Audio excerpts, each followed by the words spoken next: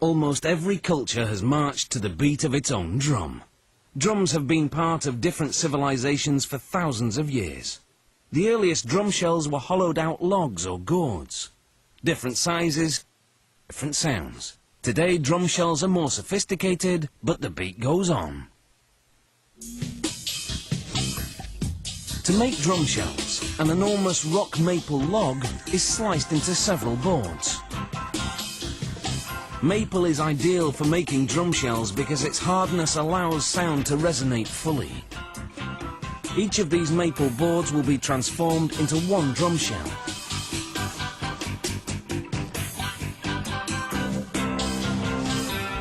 The boards are fed to a ripsaw, which cuts them to the correct width. This varies depending on the size of drum being made.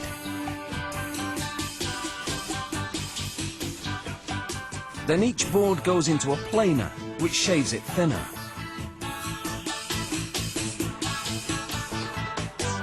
The board is aligned with markings on a saw table. This positions the board to be cut to the correct length. A radial arm saw does the job neatly. Now, each board is sized up in preparation for tapering. They're placed at an angle in a jig. Then the end is moved against a router to taper it. It takes a few passes to get it just right.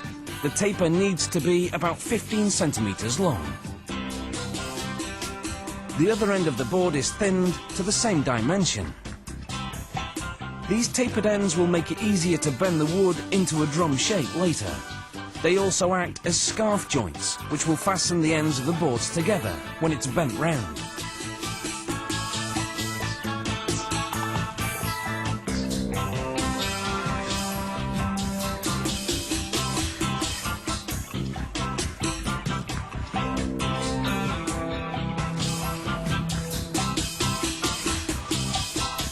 The board needs to be softened, so it's placed in a steam box for about an hour.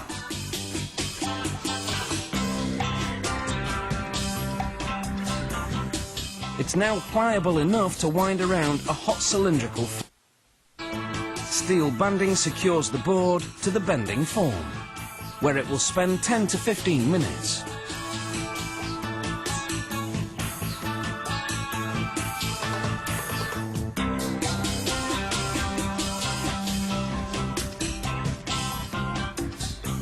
The ends are prized apart, and glue is applied between the tapered tips.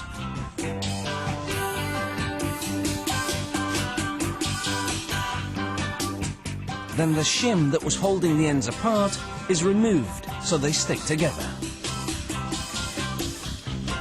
A wooden guard is placed over the glued joint. This nylon mesh band is a clamp. It's wrapped around the drum shell, and a screw is turned to pull the band tightly around the wood until it reaches 35.5 centimeters in diameter. Then, more than a dozen steel clamps are fastened onto the joint. All these clamps will prevent any gaps from occurring in the joint as the glue sets overnight.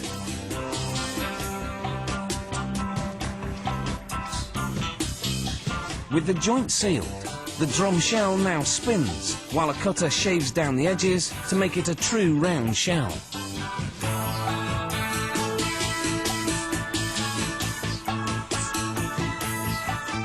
Another cutter bores into the shell, making a smooth edge and rounding the inside.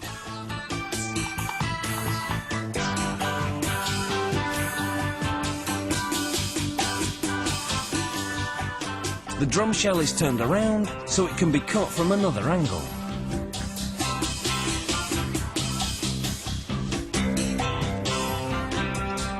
As the shell spins, a high-speed cutter shaves the outside from top to bottom.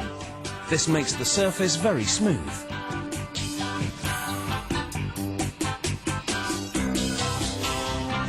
It takes about a week to make a drum shell from solid wood. And it will be able to stand up to a real beating.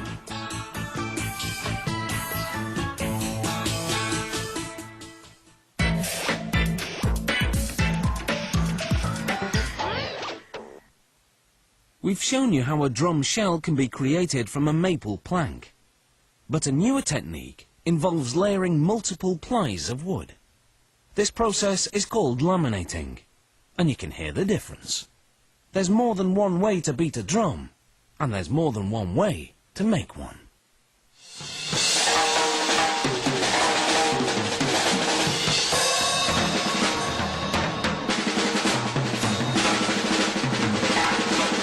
The laminated drum is an instrument of change.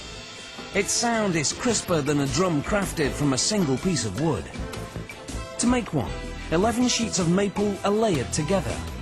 Here the last one is being attached using a special adhesive.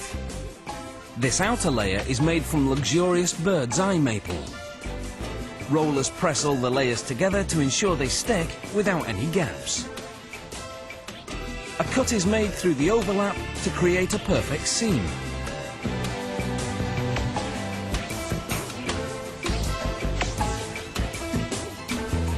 A robotic drill takes over.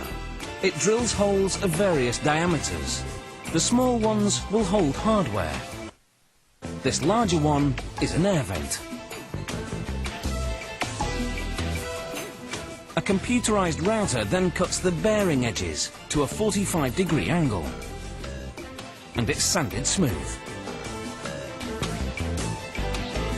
All the edges are checked to see that they're level. If they're not, the drum heads won't fit properly. An adhesive is applied to the air hole and a plastic vent is inserted.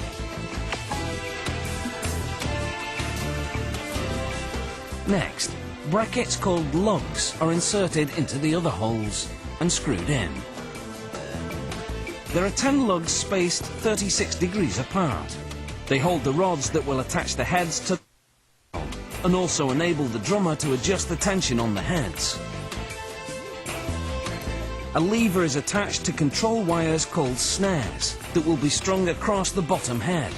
It's called a snare strainer. Then a plastic drum head is fitted over the bottom of the shell. The counter hoop goes on next. It has small tabs which are aligned with each lug. Tension rods are slid into the holes in the tabs. Using a drum key, the head is tightened to an even tension across the shell.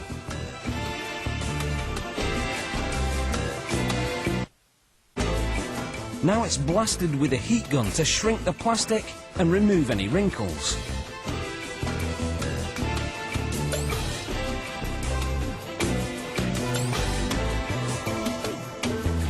Another plastic head is placed on the top bearing edge. Since this head is the one that gets played, it's twice as thick as the bottom one. The chrome rim is placed on it and the tension rods are tightened. These brass brackets will hold the snare wires. They're slid under the snares that are stretched tightly across a jig, putting one at each end.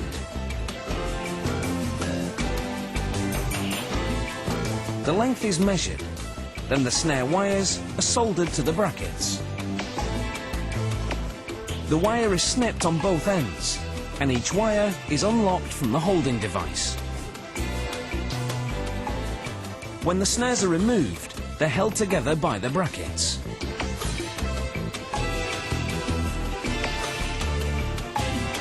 A nylon strap is slid into one of the brackets.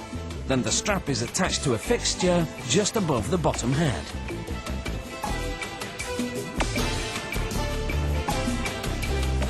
The other end of the snare is attached to the strainer, the lever that will apply tension and release it, controlling its distinctive buzz.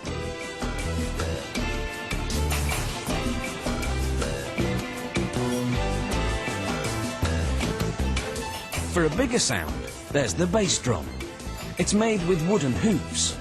The hoops are attached to the drum shell with steel claws. As the claws are screwed to the hoop, the drum head is pulled just tightly enough to produce that low-pitch bass drum sound. A sound production indeed.